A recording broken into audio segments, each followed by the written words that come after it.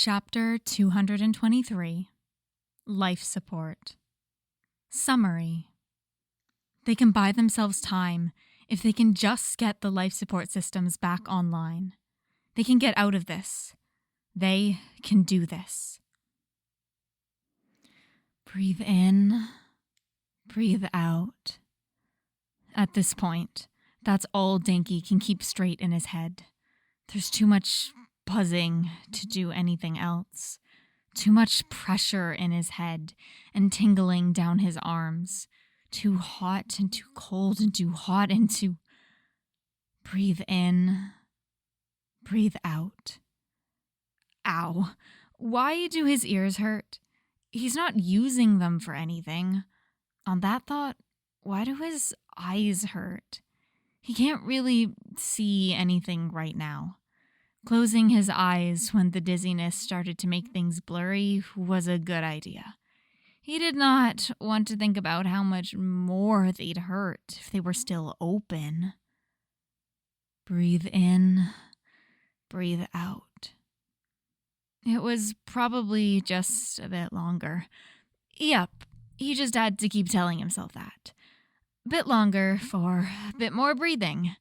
That sweet, sweet oxygen to keep the brainy bits going so that the others can use their brainy bits to make the bit longer get here. Maybe then his ears will stop buzzing. Oh, that's probably why they hurt. That makes sense. Still, ow. Breathe in, breathe out.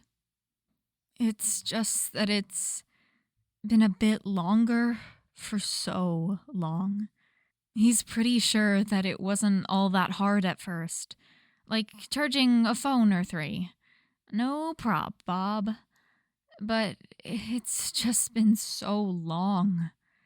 He really didn't understand how long a day was until the day just kept going. He'd helped Mei and Izuku for the first couple of breaks, before his hands kept being shaky and his brain kept being dizzy after he turned off his quirk. He hopes that he helped make the day less than before.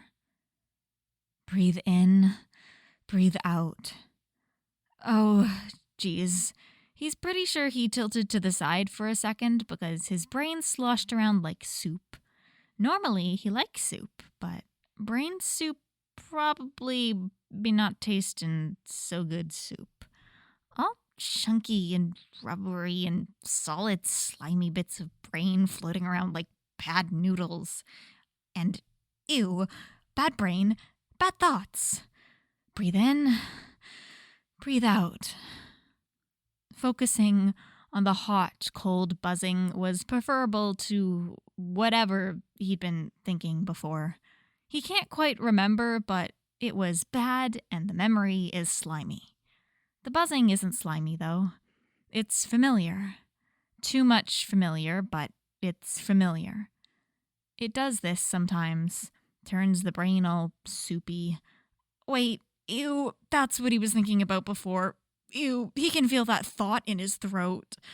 Breathe in, breathe out.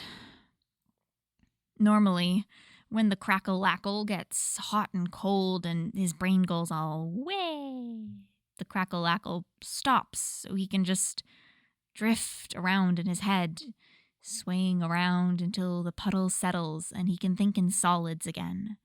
But nope. It's important to keep going. Not too hot, not too cold. He'd been starting and stopping, and it wasn't helping enough anymore. This time, he doesn't think he can start again if he stops. The wishy-washy isn't getting better. The hot, cold arching down his arms is getting more cold and more hot, and the meat does not like that. It didn't like it on the outside or the inside. He didn't like it either. The soup couldn't get more soup, so it was making other things soup. That hadn't happened before. They didn't like being soup. He probably shouldn't keep doing this much longer, or they might not unsoup, even if he asked really, really nice, breathe in, breathe out. Oh, that's why he was feeling extra super bad. Breathing is pretty important. Yeah, don't forget that. If he forgot that, then he couldn't keep the buzzy going, which meant that the breathing would stop and his family would die. Well, his space family, because his other family was on Earth and they wouldn't really need him to stay buzzy to keep breathing, but he didn't want anyone to die. They were counting on him. Breathe in, breathe out. All of them had gone to their limits plenty. More in cool fights and stuff. Less technical error from sun burps. But he couldn't be picky. Still, seemed pretty lame to him that this was what was really testing him. Not badass quirk awakenings during trafficker invasions, or exploding almost murder rage at kidnapping, or incognitoing a ship to infiltrate a tracker base, or mastering alien tech enough to repair a scrap ship while teaching two clueless apprentices, or surviving while literally being hunted. Nope. AA battery. That's him. Breathe in, breathe out. Oh, his body feels like shit. Not fun. Would not recommend. He just really wanted this to stop. You can stop now, Denki. That's Zuko. We've got it. It's working. You can stop. You did it. You did amazing. That was seriously badass, Denki. Ochako, he thinks, and pushing something soft and blue into his arms. But she can't get too close because the spicy light will... Oh, he turned off his quirk. He must have when Izuku... He didn't remember thinking about it. Izuku just said to stop, and he stopped. That was reckless, Sparky. That's definitely Katsuki. But you were right. It was the smart choice, and you could handle it. Smart? Him? Okay, maybe it wasn't Katsuki. More hands reaching for him, pulling him close. It made the hot, cold lines on his arms more hot, but then the grabbing stopped, and a blanket kept him close. I'm proud of you, thanks. Mina. That was hard, but you did it. Hugs. Yes, hugs were nice. Stay awake, assistant number 2. Don't want you damaging your brainy bits. You've got too much smarts to waste doing that. He'd recognize Mei's cackle anywhere. Mei was good and smart, so he should listen to what she said. No sleep. That was fine. He never really slept when his brain was soupy. Who knows what shape the soup would be in when it went back to not being liquid if he was asleep when it happened.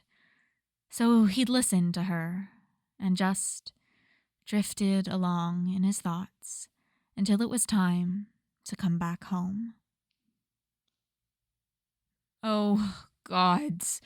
All Izuku wanted to do was sleep. It's not like they had clocks without the ship working, but he's pretty sure they had been working for at least 18 hours straight. Honestly, it was probably closer to 20. There had been so many things that had been misshapen or blown out or detached. Low oxygen time crunch repairs with limited tools that got darker as they drifted further and further from the star cluster and forced them to rely on their glowing suits seriously sucked. But they'd done it. The generator was working again, and the essential life support systems were back. Everything else was pretty mangled and picked through for parts, but they'd deal with that later. I'll be able to swap the powers over to communication systems for a little bit, Mei confirmed. But once I swap the power back to life support, We won't be able to tell if anyone responded. But we can get something out, Kachan asked. Yep, Mei nodded. We'll be able to send a message to the guild and turn on the distress beacon for a bit in case anyone happens to be nearby. Are you sure we should be sending out a beacon? Izuku asked, turning his body so he floated more facing the group. He tried to find the best way to communicate what was worrying him.